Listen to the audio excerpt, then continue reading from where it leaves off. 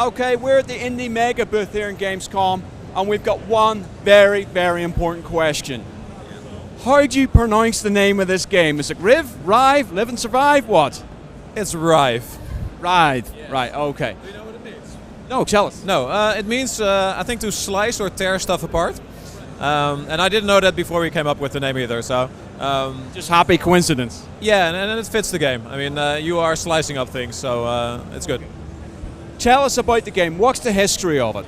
The history. Well, actually, Rive was called Rewind for a long time, and it was a game that we've been trying to make for, I don't know, 7 years. And the concept kept changing and changing and changing. And basically, what it is now, it is a old school style 2D shooter platformer, but with a really new school execution and with a unique hacking mechanic. So instead of just shooting enemies, you can also hack them and change their behavior.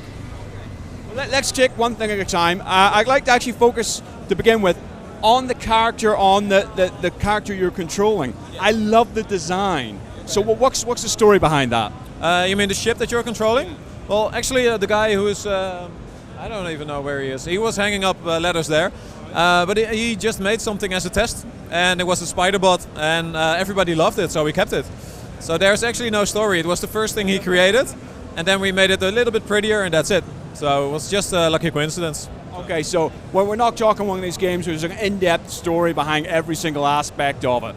I'm sorry, what was the question? No, so you're saying he made the character, he made the spider bot, and that was pretty much it. So there's no like in-depth, tortured soul reason for living. Well, actually, what you see is the bot, but inside is a character, and we're going to have the character talk to the spaceship where which he is traversing, which is not in this demo right now, but there will be a conversation system. And this guy is really like a grumpy gamer who's seen it all, and he will comment on our cliches that we're using from other games, and so there is more character to it. So. Okay. Well, okay, it's obviously a shooter platformer. What's the structure? Is it a series of missions? Is it an interconnected world? How does it play out? Well, actually, it's we're going to have several environments that you have to go through, and you unlock the access to the environments, and you have multiple missions in the environments. So what I said before about hacking things, basically you can change the behavior of your enemies, and by doing that you will be able to, complete different missions. So we'll send you through the same areas, but with different objectives. Which you can now do because you can hack your robots. I was going to say that, can you hack any enemy in the game? Do you need to collect something to do that? How does it work? Well, basically we want you to be able to hack everything, but not at the start. So you collect hacks or source codes of how the robots work, and then you can change their behavior. So for instance, if you have a turret who's automatically aiming at you, you could inverse its aim. So you upload a hack and it will start shooting away from you. So it could become a weapon for you instead of against you. And we want to try and get everything in the game hackable, but I'm not sure if we have a good idea for every enemy yet. So, excellent. Of the demo I played, there's a lovely little section where it's all like just silhouettes, pitch black, and it's only the light on the front of the ship. It looks gorgeous. Just interesting about that minimalistic but unique sort of design to the game. Can you sort of talk about the approach to that, how you guys have designed it? Well, actually, what we use is the basis is the technology that we had for our previous game, Toki Tori 2. And because we're a bit smaller now than we used to be, we're just with 3 people. So we took whatever Toki Tori 2 had, and that was already a minimalistic game. So we changed how we use that, but it's still the same technology. And in the case of the dark silhouette world, but basically what we did is we wanted to add a bit more tension. So what we do is all our enemies have lights. So you can see the lights in the darkness, but you cannot see their full silhouette. So once you point your light at it, it will become apparent that what they are and how much of a threat they are to you. So it increases the tension of the gameplay. So.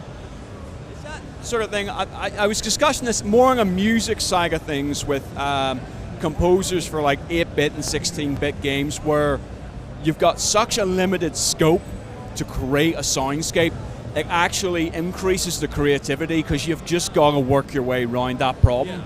I was interested to know from a 2D standpoint with a game that has that sort of lovely heritage of the action shooters, do you guys approach that the same way in terms of designing? It's like trying unique things within that space? Yeah, well, I think the game is really inspired by the old games.